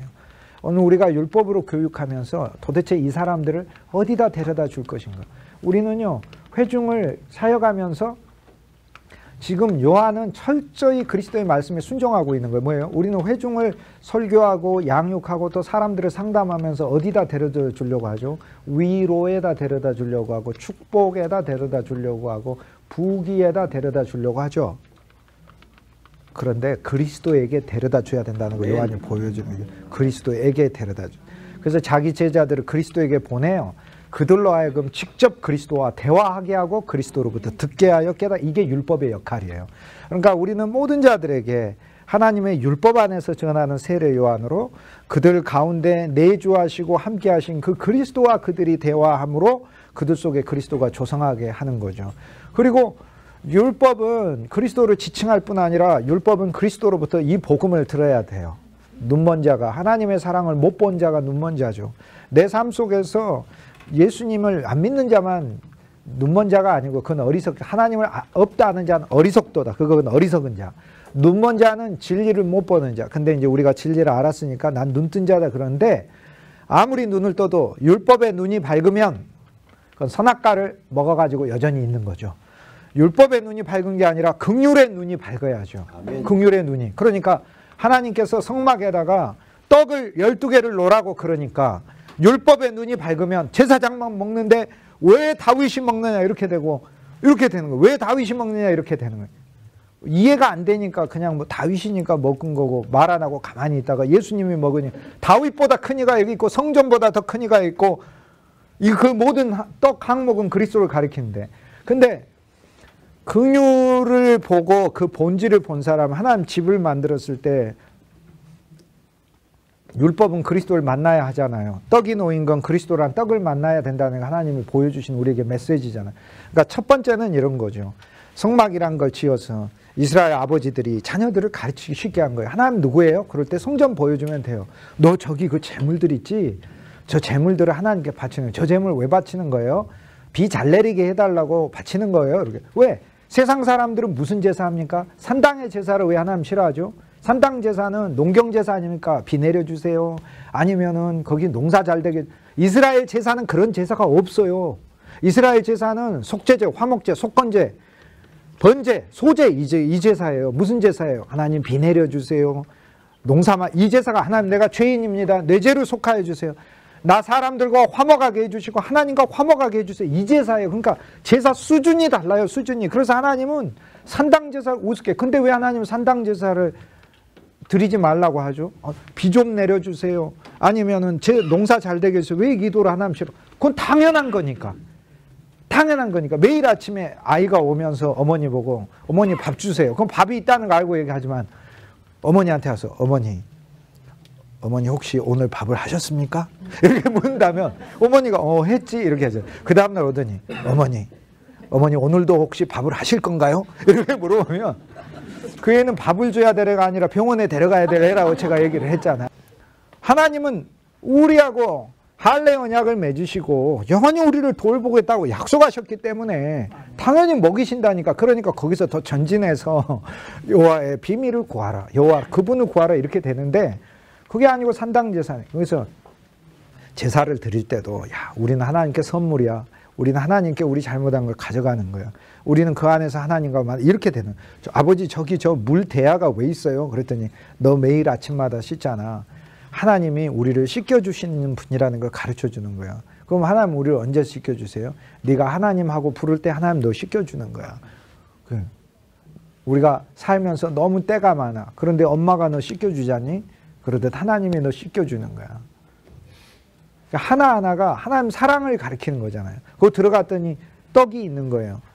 아버지 여기 떡이 왜 있어요? 하나님은 늘 우리를 먹이신다는 걸 가르쳐 주려고 떡을 놓은 거란다. 배고픈 자는 누구든지 와서 먹으라고 하는 거란다. 근데 여기까지 와야만 떡을 먹는 거잖아요. 예루살렘에까지. 그러니까 하도 힘드니까 예수님이 우리한테 아예 다 와버리신 거잖아요. 매일 그냥 매일 와서 그냥 거기 갈 필요도 없이 그냥 오신 거잖아요. 이렇게 오신 거잖아요. 그래서 떡이 아예 있는 거잖아요. 우리가. 그러니까 우리는 얼마나 너무 하나님을 종교적으로 생각하는지 종교로 회개하셔야 됩니다. 종교적으로 생각하는 걸 회개하셔야 됩니다. 진짜 사랑과 긍휼의 하나님으로 우리가 진짜 다시 생각하지 않고선 진짜 하나님의 그분의 사랑과 긍휼을 우리 안에 진짜 담을 수가 없어요. 우리가 혹시 너무 종교적이지 않은가? 이렇게 막 공자님 의식 갖추듯이 하고 만들지는 않은가? 하나님 앞에 다시 생각해 봐야 돼. 우리가 섬기고 있는 많은 우리의 교회들이, 여러분의 개교의 모든 사정을 제가 전혀 모르잖아요. 그러니까 어느 특정 교회 가지고 하는 얘기 아니니까 뭐 그렇게 들으실 필요가 없어요. 그러니까 그렇지만 너무 종교가 강한 교회들이 많지 않습니다. 종교가 아니라 하나님의 긍휼과 사랑과 생명이 실제잖아요. 실제, 진짜. 예수님은 제사하라고 떡을 놓은 게 아니고 그분이 우리에게 생명의 떡이 되실 거라는 거를 약속하시려고 떡을 놓으시라고 구약에 놓으라고 한 거 아니에요. 하나님의 속성을 보여주며 이 속성이 우리 노력으로 이루어지는 게 아니라 생명의 떡은 우리한테 선물로 주어질 것이라는 걸 보여주고, 그럼 언제 줍니까? 생명의 떡. 그랬더니 예수님이 와서 얘기하잖아요. 내가 생명의 떡이다 그러잖아요. 그러면 생명의 떡을 내가 어떻게 먹습니까? 내가 너한테 준다 그러잖아요. 내가 언제 예수님이 나 주었습니까? 사실 예수님이 언제 준다고 딱 얘기하면 쉬워요. 그래서 제가 고민을 했어요. 뭔 고민을 했냐면, 예수님이 나한테 생명의 떡을 준다고 하는데 언제 떡을 주냐는 말이에요. 근데 제가 답을 어디서 발견을 했냐면 요한복음 4장에서 발견을 했는데, 저는 발견한 거예요. 그러니까 뭐 여러분은 발견 안 했다고 생각하셔도 돼요. 그건 어쨌든 저는 발견했어요. 그런데 저의 이야기를 하자면 저는 발견을 했는데, 거기 보니까 예수님이 수가성 여인에게 목마르니까 물 달라고 하시고 자기가 목마르다고 하면서 수가성 여인한테 당신은 유대인으로 왜 내게 물을 달라고 합니까? 그러니까 예수님이 야, 나 목마르니까 물 주라고 이렇게 얘기를 해야 돼. 물 주라고 이렇게 얘기를 해야 되는데 예수님이 그게 아니라 물 주라고 이렇게 얘기를 하는 게 아니고 그게 예수님이 내가 너에게 주는 물은 배소서나 영원히 목마르지 아니하는 물을, 내가 가지고 있는 것을 내가 알았다라면 네가 오히려 나한테 물을 달라고 했을 것이다. 근데 그 읽으면 이상하지 않아요? 영원히 목마르지 않는 물을 가지고 계시면 그냥 마시면 되지 왜 나보고 달라고 해? 왜 나보고? 그런데 이 예수님의 목마름과 여인의 목마름은 물이 다르기 때문에 그래요. 그래서 이 여인은 예수님으로, 그러니까 이 여인이 그 물을 내게 주소서 이러잖아요. 내게 주소서 하는데 거기 본문에 어느 한 기저에서도 예수님이 여기 물 있다 마셔라 이렇게 말한 적이 없어요. 없는데 예수님과 그냥 대화하다 보니까 이 여인이 물동이를 내려도, 왜? 이제 더 이상 목마르지 않은 거예요. 왜? 생명의 우물이 속에 야곱의 우물이 설치된 거예요. 아브라함의 우물은 믿음의 우물이죠. 아비멜렉과 화해하고 나한테 믿음의 우물을 다시 축복의 우물을 받은 거죠. 이삭의 우물은 뭐예요? 고통 가운데 그리스도를 기쁨으로 얻는 소망의 우물이죠. 야곱의 우물은 뭐예요? 그곳에서 신부를 얻고 자녀를 얻고 자기 양떼들을 먹이고 하는 축복의 우물이죠. 그리고 자기가 변화되는 우물.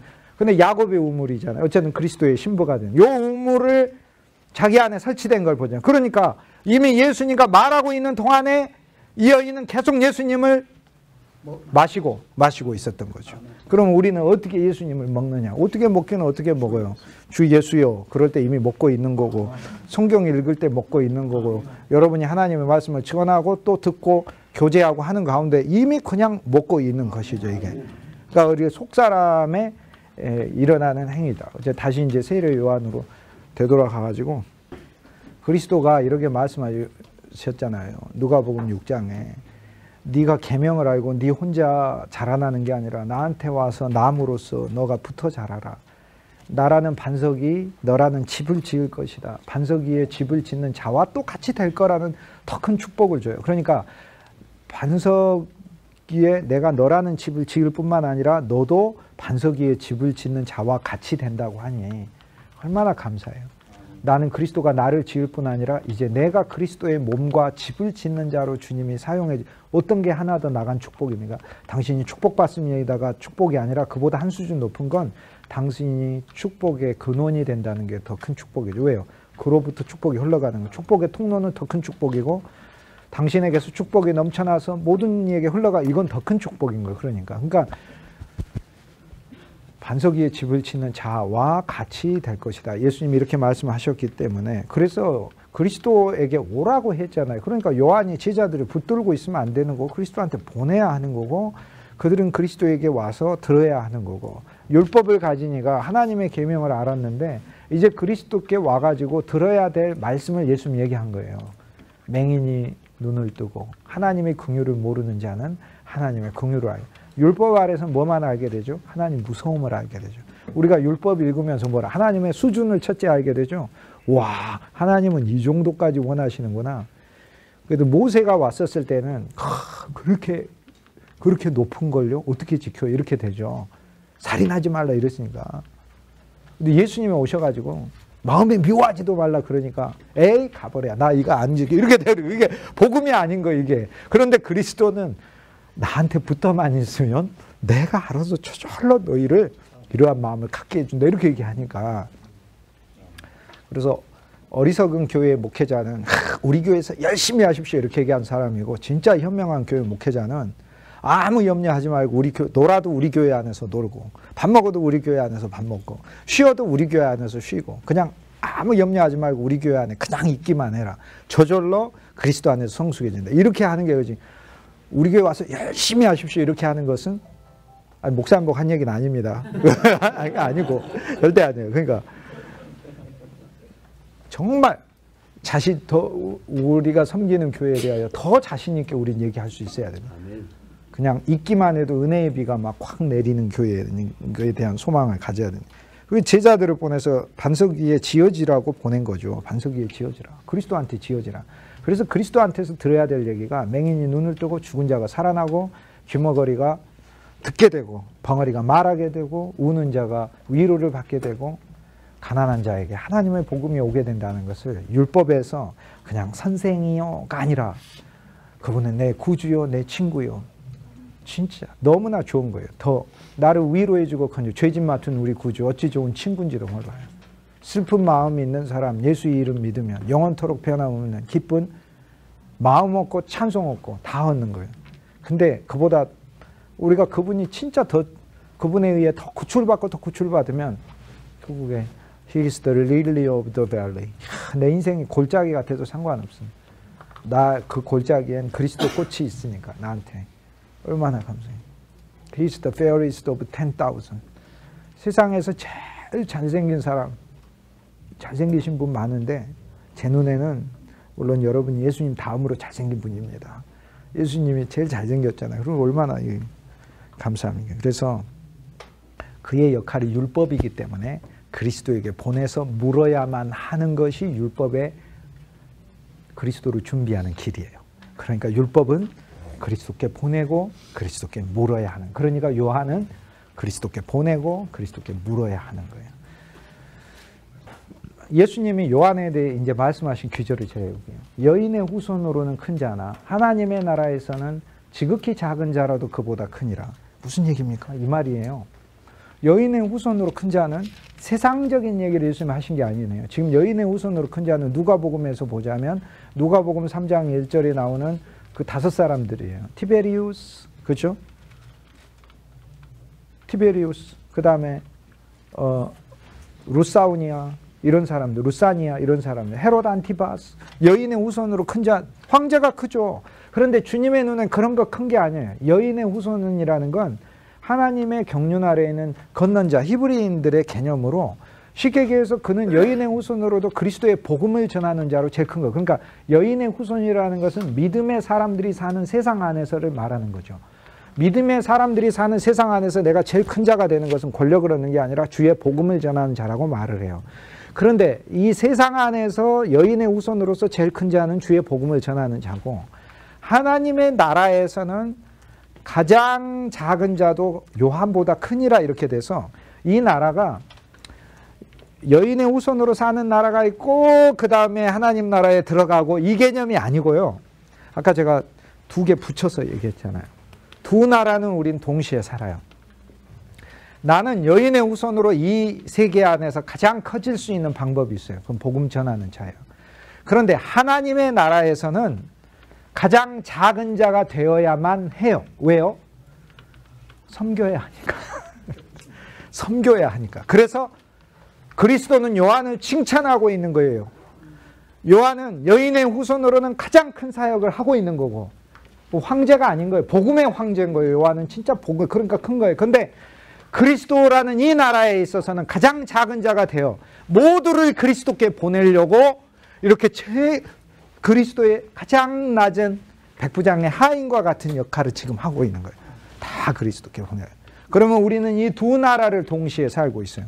우리는 이 나라에서, 세상 나라에서, 즉 여인의 후손이 사는 나라에서 큰 자는 세상의 권력을 얻고 명예를 얻고 직위를 얻는 것이 큰 자가 되는 것이 아니고 주의 복음을 전할 때 큰 자가 되는 거고, 동시에 우리는 하나님의 나라 안에 있으면서 진짜 큰 자가 되고 싶은 자는 낮아진 자가, 가장 작은 자가 되어야 합니다. 그래서 요한은 하나님 나라에서는 거꾸로 모두를 그리스도에게 보내기 위하여 가장 작은 자가 되었다라고 예수님 얘기를 하시는 거예요. 그래서 요한이 가고 나서 예수님은 이제 사람들에게 이 요한에 대해 칭찬하시면서 이 요한과 같으라고 이야기해요. 너희가 광야에 무엇을 보러 나갔더냐? 라고 하면서 예수님이 3번 질문을 해요. 그러면서 3번 질문하면서 뭐라고 해요? 너희가 광야에 무엇을 보러 나갔더냐? 바람에 흔들리는 갈대냐? 이렇게 얘기해요. 아닙니다 라고 얘기를 하죠. 바람에 흔들리는 갈대. 요한은 바람에 흔들리는 갈대가 아니고 그리스도의 삶을 예비하는 굳건한 갈대였어요. 그러니까 바람에 흔들리는 갈대를 보러 나가냐? 아닙니다. 요한을 봐라. 그는 굳건한 갈대다. 예수님 그렇게 얘기한 거예요. 우리는 무엇을 보러 광야에 나간 건가? 우리는 왜 하나님을 믿는가? 라는 근본적인 질문에 예수님 던지는 거예요. 주여, 우리가 흔들리는 갈대이지만 그리스도를 만나 광야에서 흔들리는 갈대가 아니라 그리스도 없이 세상의 바다에서 흔들리는 갈대였으나 그리스도를 만나 그리스도 안에서는 흔들리지 않는 복음의 펜이 되기를 원합니다. 갈대라는 말이 뭡니까? 카네 아닙니까? 카네. 카네가 뭐예요? 캐논 아닙니까? 캐논이 뭡니까? 음악입니까? 파울베르 음악?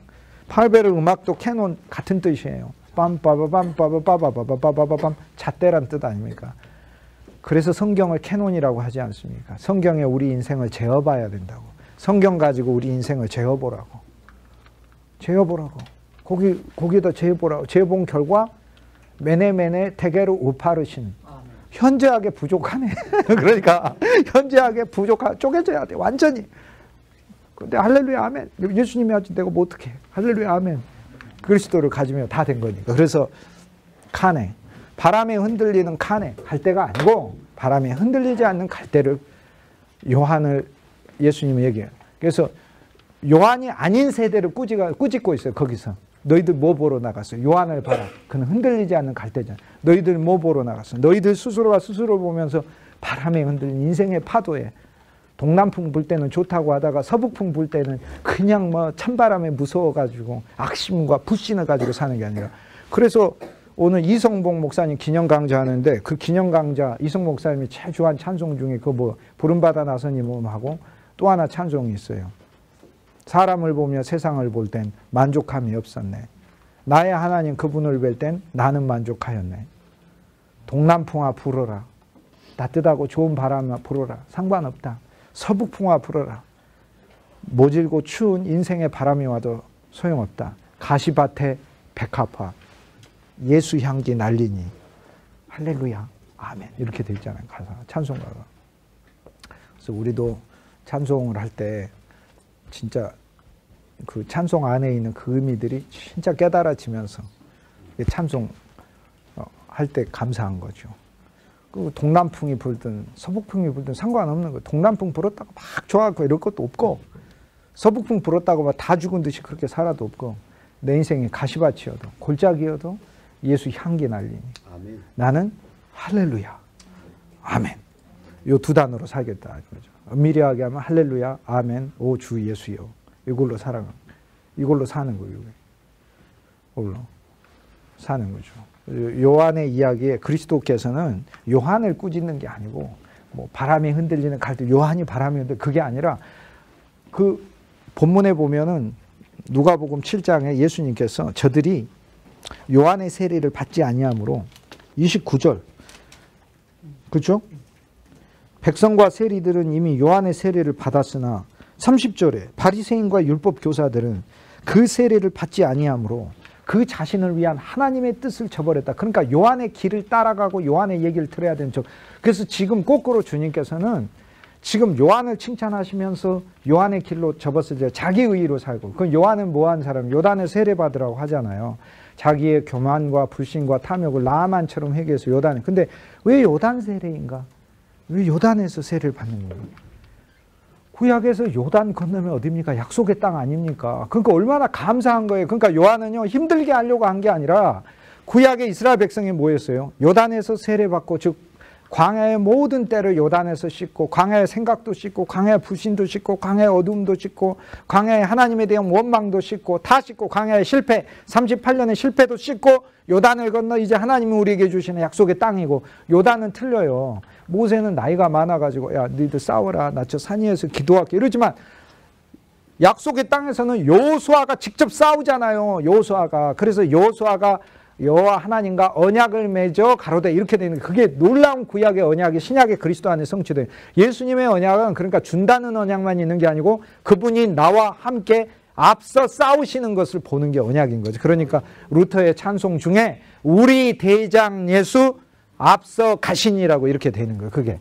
그러니까 요단을 건너간다는 말은 며칠 후 요단강 장례식 찬송을 가리키는 게 아니고, 요단을 건넜다는 말은 하나님 풍성 안으로 들어간다는 약속을 말하는. 그러니까 구약의 이스라엘이 요단강을 건넜더니 거기 더 큰 땅이 있고, 거기에는 광야에서 맛보지 못하는 곡식과 모든 과실들이 풍성했고, 거기에는 왕국도 있고 하나님의 영광도 있고 온 세계의 제사장 백성으로 쓰임받는 놀라운 게, 그러니까 요단을 건너서 요단 세례를 받고 요단 물을 건너서 여호수아 이스라엘 백성들을 더 나은 인생의 더 나은 장으로 이끌었기 때문에, 요한의 지금 이스라엘 백성들은 그 요단을 건널 자를 기다리고 있는 거죠. 우리를 요단을 건너주게 할 자를. 왜 이스라엘 백성 기다립니까? 옛날에 이스라엘 백성들이 여호수아가 요단을 건너게 하여 광야에서 약속된 나라를 받았잖아요. 그러면 지금 이스라엘은 육체적으로도 나라를 잃어버렸잖아요. 로마한테.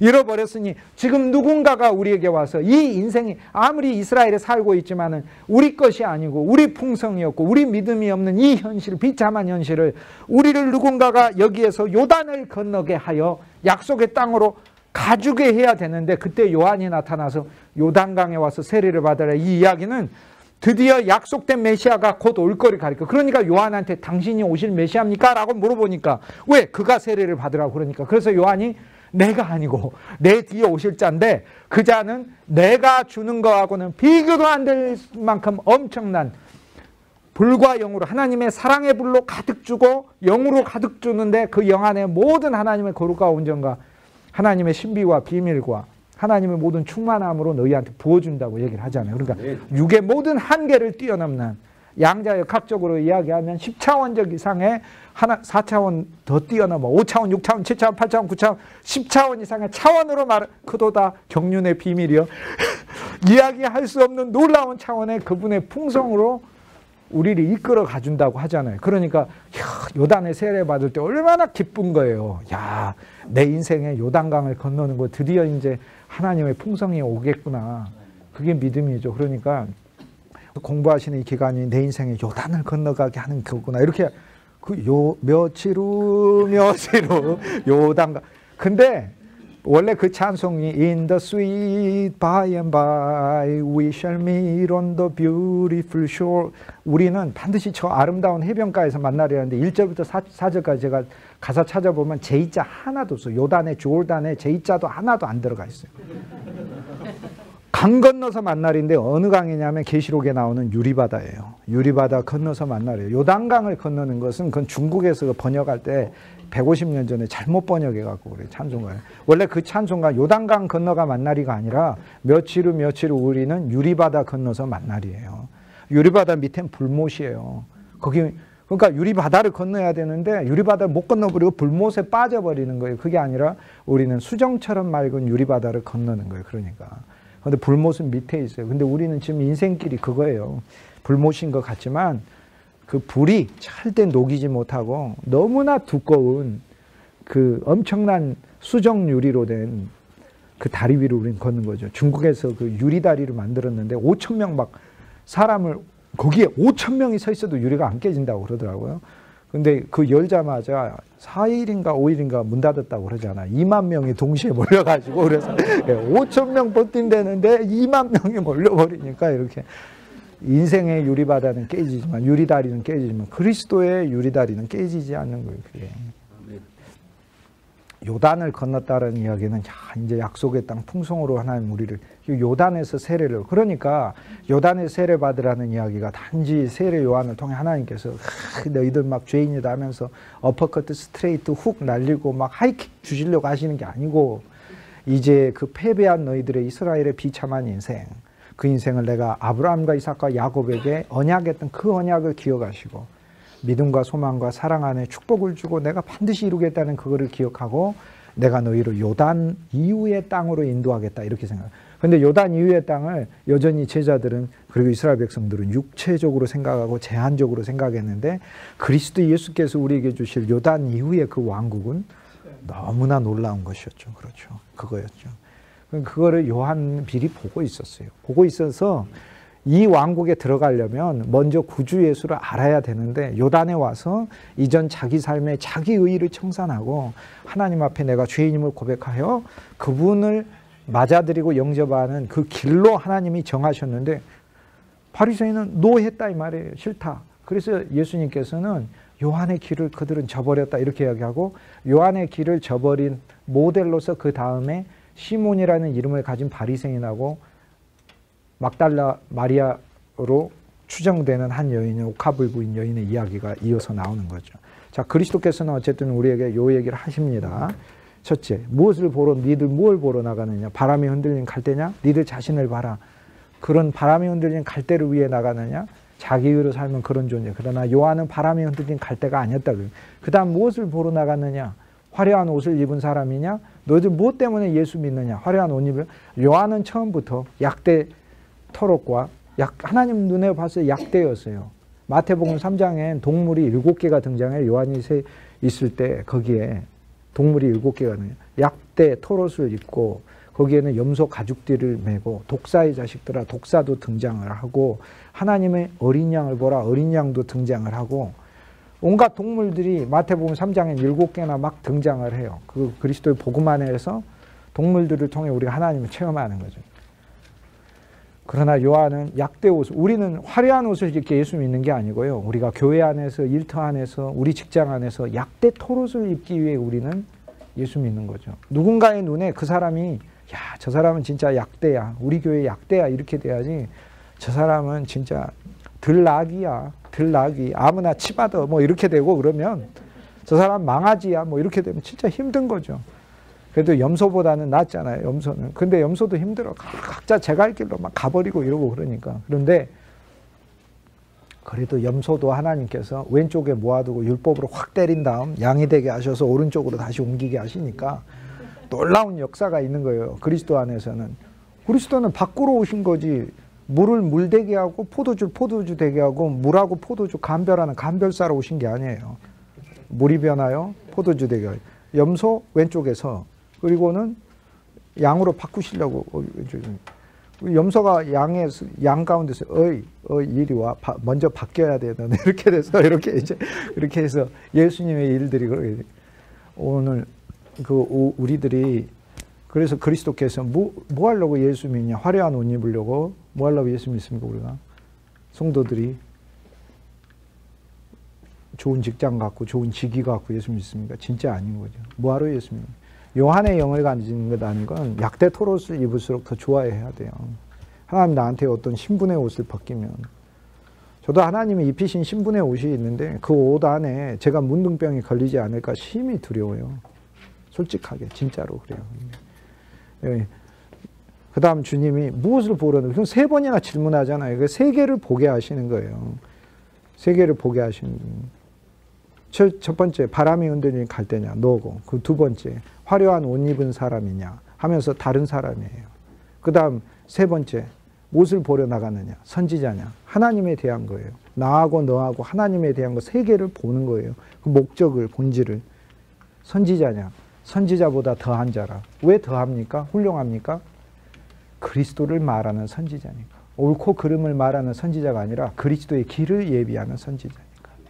그리고 모든 사람들을 하나님 여인의 왕국에서는 복음 전하는 큰 자가 돼. 세상에 티베리우스 아우구스투스 같은 큰 자가 된 게 아니라 복음 전하는 큰 자가 되고 동시에 자기가 살고 있는 하나님의 왕국에서는 막 사자처럼 교인들한테 으르렁대고 밖에서는 죄악에는 양처럼 끌려다니는 존재가 아니라 밖에서는 죄악에 대하여 사자 같고 하나님의 교회 안에서는 양 같은 존재가 돼.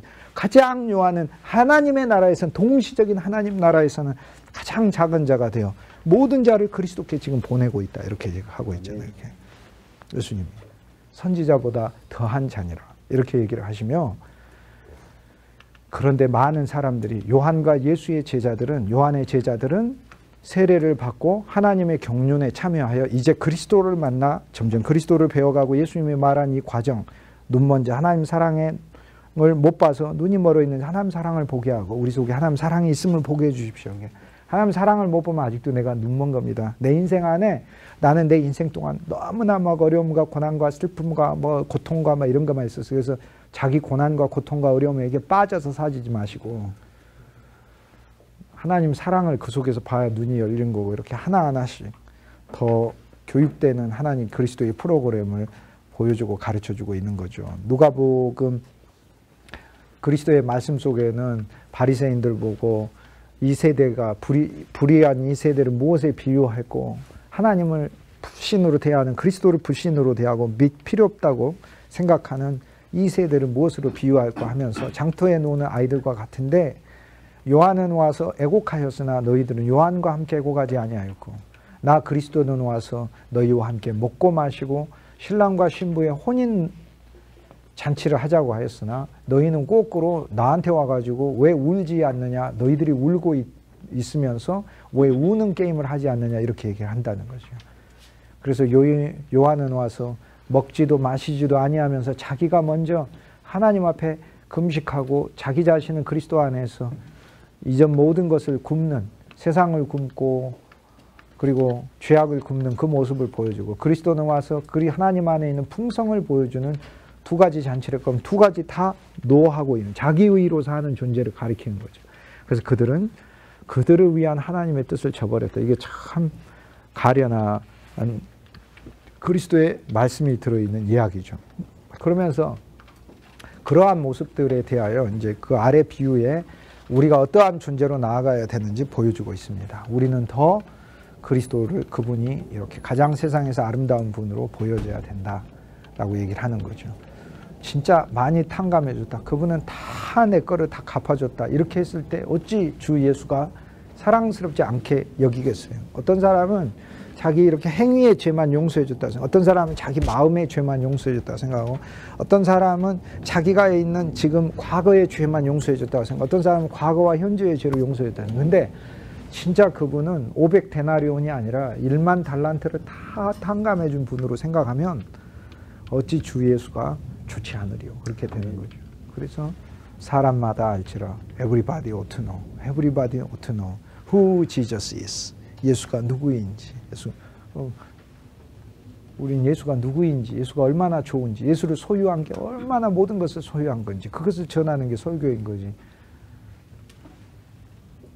당신이 혼자서 어떤 근심과 걱정에서 흔들릴 때 흔들리지 않는 갈대가 되게 하거나 화려한 옷을 입게 하는 사람은 단지 선지자로서 서 있는 게 그 이상의 존재들. 그걸 요한에게서 보시고 그리스도는 얘기해요. 그래서 오늘 우리에게는 백부장의 종, 그 다음에 나인성 과부의 아들, 하나님의 긍휼의 집을 짓고 또 긍휼의 성전을 짓고 요한을 통해 하나님의 사랑의 왕국 안에서 가장 섬기고 그리고 이 향유를 부은 여인 이 네 개의 이야기들을 통해 그리스도 예수를 우리가 어떠한 몸으로 만나고 그분의 몸을 만나야 하고 그분의 집을 지어야 되는지 이 전체를 보여주고 있는 거죠.